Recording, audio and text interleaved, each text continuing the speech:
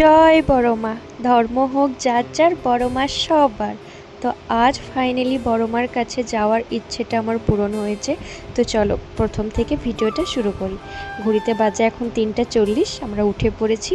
আর এই তো ফ্রেশ হয়ে চলে এসেছি। এই লাল শাড়িটা আমি পরবো, সাথে এই জুয়েলারিগুলো আর এই চুড়িগুলো।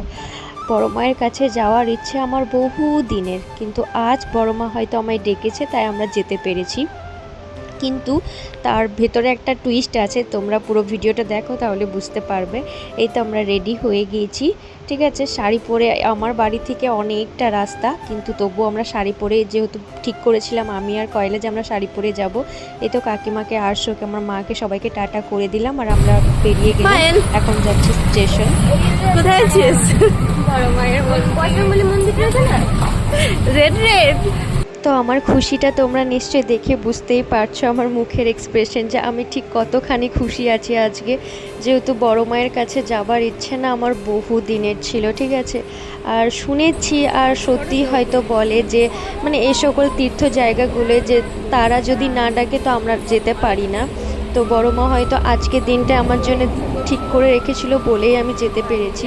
এবার তোমাদেরকে যেটা বললাম আমি, যে একটা টুইস্ট ব্যাপারটা হলো যে আমরা গিয়েছিলাম 24শে জুন, এরকম একটা ডেট করেছিলাম। যেহেতু আমার বার্থডের আগে আমি লোবা মায়ের মন্দির গিয়েছিলাম, সেই ব্লগ তোমরা দেখেছো। আর আমার ভাইয়ের আগে ভেবেছিলাম এইখানে যাওয়ার, আমাদের অনেক দিন ধরে প্ল্যান ছিল, ঠিক আছে। নেহাত আমার পরীক্ষা চলছিল, কিছু কিছু কারণে আমরা যেতে পারিনি। তো এই তো দেখো আমাদের ডেস্টিনেশনে আমরা চলে এসেছি।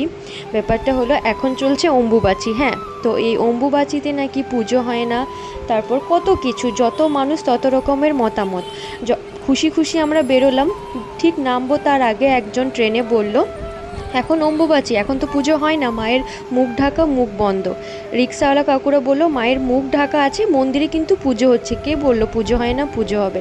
শুনে পরে আমি এতটা আপসেট হয়ে গেছিলাম, ওখানে রীতিমতো আমি কাঁদতে বসে গিয়েছিলাম স্টেশন থেকে নেমে পড়ে, স্টেশনেই কাঁদছিলাম খুব।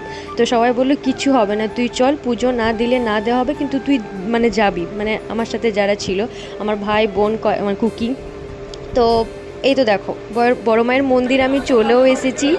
মাকে একদম স্বচক্ষে একদম কাছে থেকে মন ভরে দেখতেও পেয়েছি।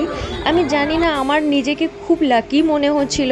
আমি জানি না অম্বুবাচী পুজো হয় কি হয় না, ঠিক আছে। আমি কারোর কাছে শুনছি হ্যাঁ এই টাইমে পুজো হয়, আবার কারো বলছে পুজোটা ঠিক নয়। আমি জানি না, এত ভেদাভেদে আমি যেতে চাই না। আমি শুধু এইটুকু জানি যে মা আমায় ডেকেছেন, আমি মায়ের কাছে যেতে পেরেছি। আর আমি মায়ের কাছে গিয়ে এত ইমোশনাল হয়ে গেছিলাম, এত সামনে থেকে দেখে না আমি নিজেকে সামলাতে পারছিলাম না, এত কান্না আসছিল। যাই হোক, নেক্সট পার্ট পরের